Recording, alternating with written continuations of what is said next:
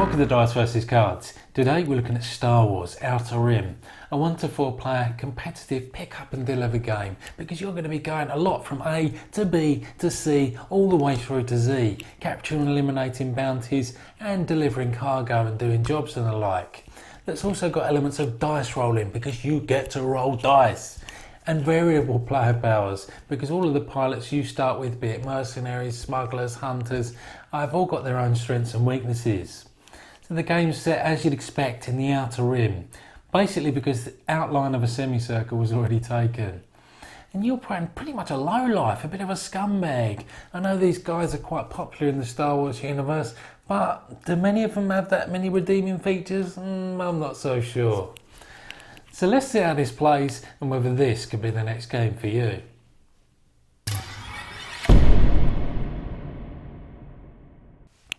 So the object of the game, put simply, is to be the first player to get to 10 fame. So when setting up, you're going to choose your own pilot. So you see I've picked Jyn Erso here. There's also characters like Han Solo, Boba Fett and Bossk, and 4 more that you'll find in the core box. And your player sheet will show also all the 4 factions that are in the game that you'll interact with. And your setup instructions will tell you if you've either got positive, neutral or negative reputation with those factions. You'll also pick from one of 2 starter ships. Now one's a bit more swift but not as good in combat, and the other one makes up for the deficiencies in combat but is a little bit slower. So each player turn is broken down into 3 steps, the first of which is the planning step, and this is where you're going to be flying your ship around the Outer Rim. And if you end your movement on a planet space, that's going to give you more things to do in the later steps of the turn. But you can also stop on these nav points in between planets. You can also recover all damage, so anytime you're dealt damage equal to your pilot's health or your ship's hull, you're not removed from the game. You simply end your turn at that point and also pay 3,000 credits. So being defeated is only a setback as opposed to being a game ender for you. You then move to the action step, and this is where if you're on a planet you get to do a market action. So you can take one of these cards, so long as you've got the appropriate credits to pay, in the top right hand corner, and they might be jobs or bounties. So jobs tend to be a miscellaneous, do something on a certain planet or a certain space on the board, and you just follow the instructions accordingly. And most of these cards, when used or encountered, will mean that you're going to be taken from this storytelling deck here. But I digress, because from the marketplace you can also get gear for your pilots and you can upgrade your ships.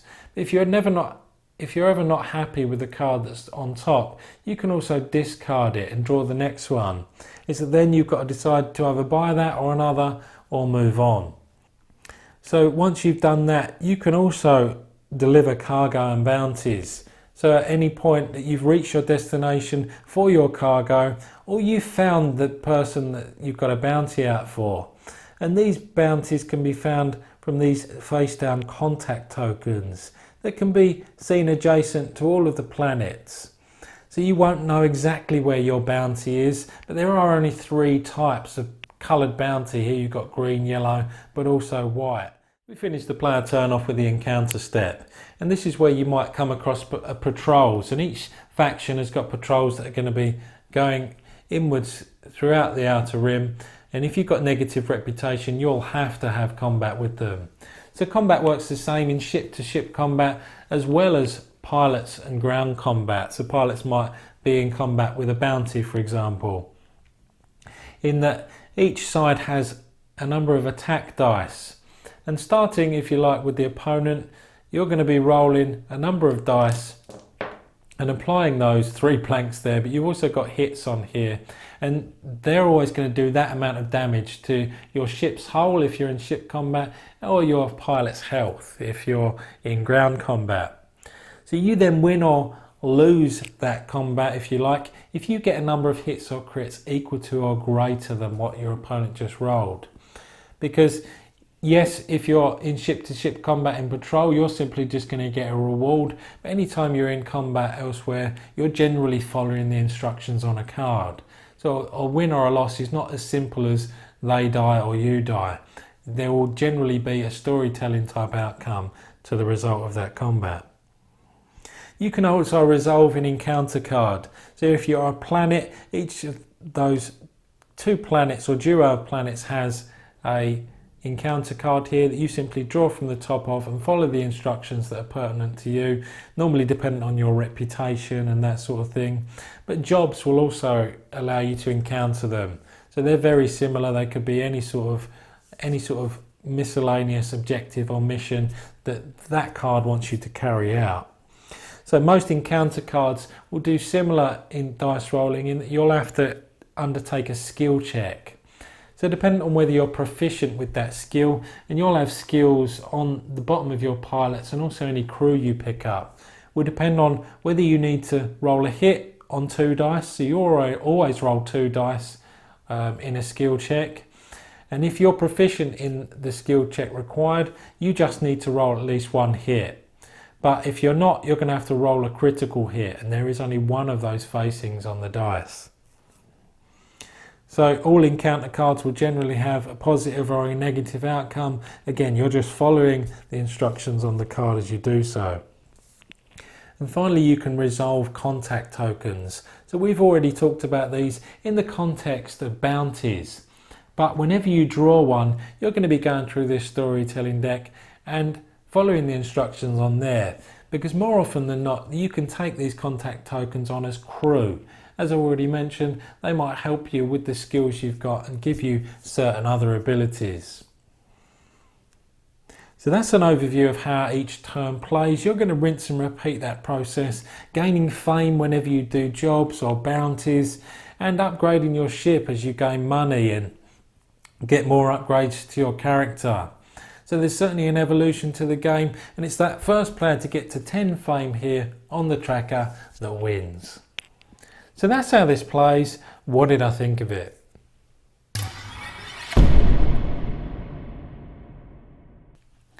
So who is this for? Well, it's light to medium weight, but it's edging towards medium complexity. And there are 3 reasons you might want to consider this. 1, you're a Star Trek fan. 2, you just like the way pick up and deliver sounds as a mechanic. You get to pick something up, you get to deliver it, and you get to do it again. And 3, you like the word rim. Look, I don't judge. So you might want to consider this if you liked Wasteland Express delivery service or Fallout, the board game. So the former shares quite a few mechanics with this, but it's set in a post-apocalyptic future. That's a similar case for Fallout in terms of theme, but that really only shares the main storytelling elements. Because that's an FFG title as well, there's quite a few likenesses on that side of things. In terms of gameplay, well, it's actually a fairly complicated story to me. So first I want to focus on the positives. The storytelling elements and the pick up and deliver are so well conceived and so well executed. You've got almost a sandbox in terms of what you can do. The marketplace when you're on a planet is really good, gives you a great variety of choice. Do you want to be going just for bounties and then hunting around the outer rim for them? Or do you just want to be taking on odd jobs, delivering cargo, all that sort of thing? You can pretty much do whatever you want. And the way you can forge your own path in that way just makes this an eminently replayable game, because there's a bunch of stuff to do just in this core box. So that variety, yep, is an absolute A-OK. What this game keeps reminding me of is a choose your own adventure game with a board game mechanics and a board game shell put around it.